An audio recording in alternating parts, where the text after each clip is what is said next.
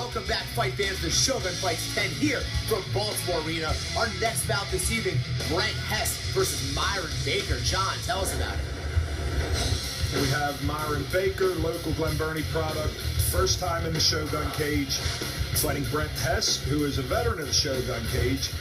You know, Brent, very well-rounded fighter, has power in his hands, but also solid wrestling and jiu-jitsu.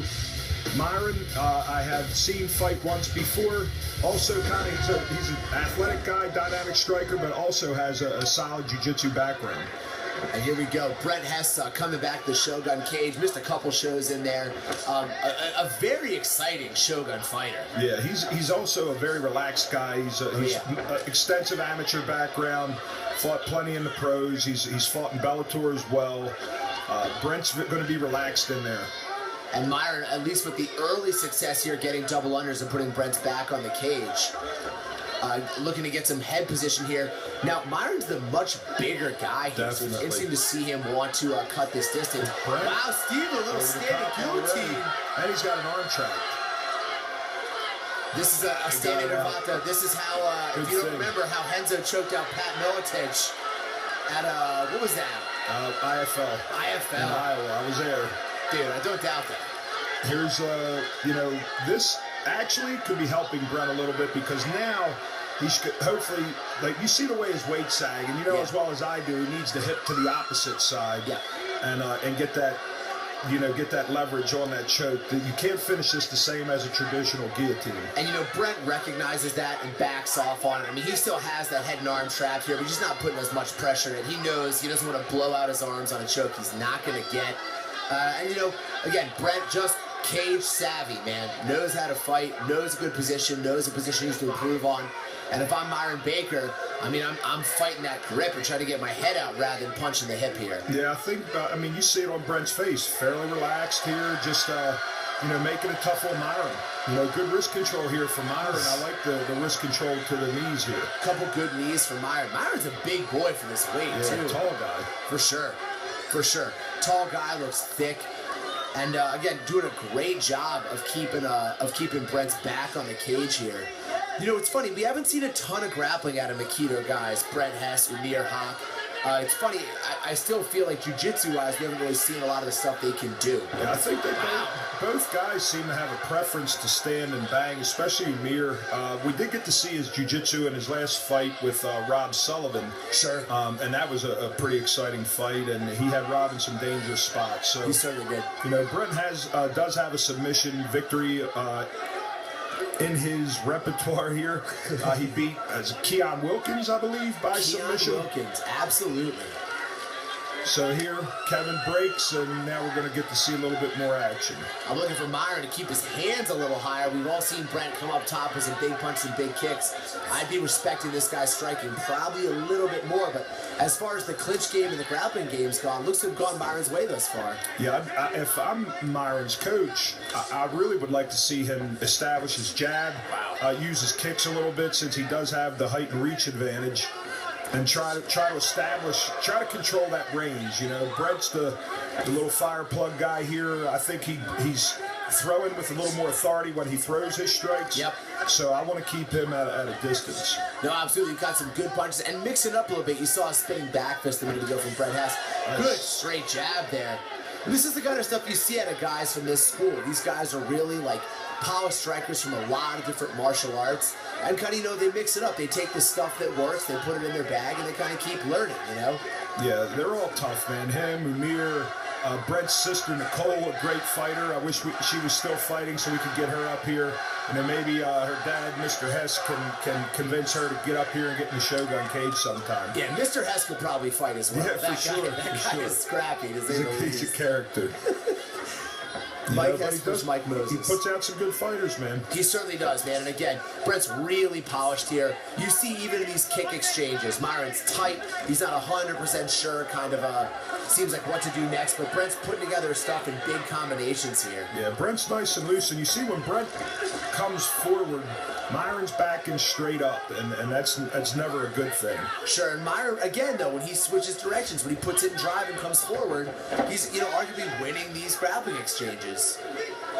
Yeah, he's establishing himself in the clinch, but And what I'm seeing right now is it looks like he's starting to slow a little bit. Yep, and those hands are coming down, Yep, John. yep. The clinch where he did kind of dominate Brent earlier in the fight, Brent was able to get off that fence quickly this time. Sure. Well, I think Brent's also an in-fight studier, too. You know what I mean? I feel like as the fight goes on, he's going to learn more about you. Kind of while he was nice wheel kick there. Very experienced guy, and if you see, there's a diversity of attacks, so Myron really doesn't know where Brent's coming from. And Brent meets him at this takedown here, not getting taken down. Great job at Brent for catching him under the armpit to avoid getting taken down at the end of the round. A lot of times that can steal a round, getting taken down the last couple seconds. Brent recognizes that, scoops him up. We go to a second round after a pretty close first. Yeah, I think so. I would possibly give that to Brent. I think he landed the more effective strikes. He did have the submission attempt here. Myron had a little success in that clinch early, but then, Brent started to bring it on a little bit. That is the most calm I've ever seen someone without an arm around their neck, probably in my life. Way to go, Myron. Here we go, ring girl Alexis Cummings. And round 2, they touch him up. And we're going again. Myron's not pulling his hands back up. I'd love to see those hands come up against Brent Hess. Hess walking to look to check that kick. Yeah, and you see Brent again. He has movement. He changes levels. He's feinting. He's kind of keeping Myron guessing. Which is always what you want to do on your feet as a fighter. And if we compare the feints with him to Steve Molesky in the last bout, Brent has feints with his whole body. He feints with movement. It's not just a jab step or kind of a head pump. I mean, he moves his whole body on the feint, and that's what makes his strike so effective. He's showing you 2 or 3 different things when he feints a movement. So when he really throws it, you're getting stuck guessing. Yeah, I agree. It's something our teammate, Frankie Edgar, former world champ, but he's really great at movement, feinting the shot, hitting you, coming in, faking the shot and hitting you on the way out. And Brent seems to be having some success with that. And I feel it's necessary because of the reach advantage that Myron has. John, I think that's a great and a really fair comparison for Brent Hess. He fights a lot of guys who are usually bigger than him. And his nickname, the Mongoose, is apt. He kills guys with movement. He's north, south, east, west. He's all over the place. He mixes it up. He gives you a lot of different looks, gives you a lot of different things to respect.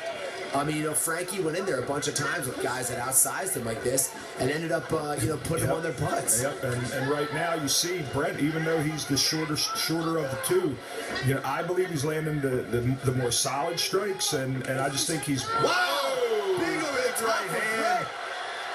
Big right hand straight in for the kill. I give Myron some credit here for tying Brent up because he didn't allow him to... he could have been finished right there. For sure.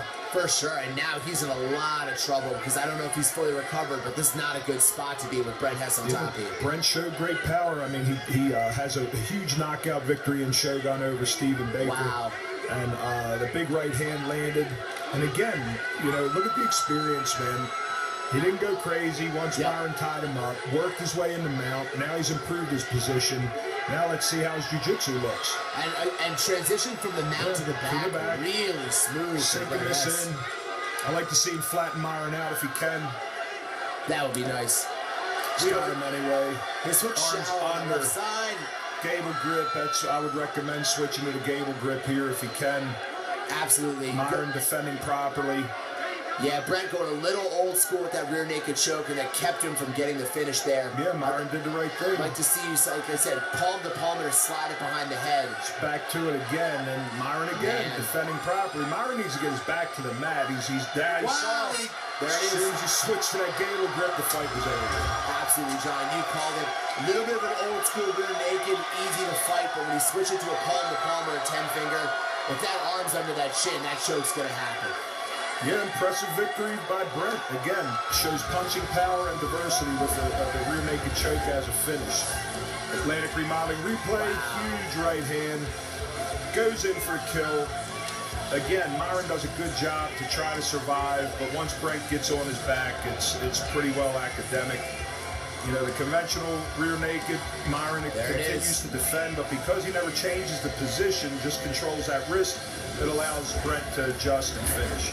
Ladies and gentlemen, your referee halts this bout at 2:51 of the second round. Your winner by way of rear naked choke, Brent the Mongoose Hess.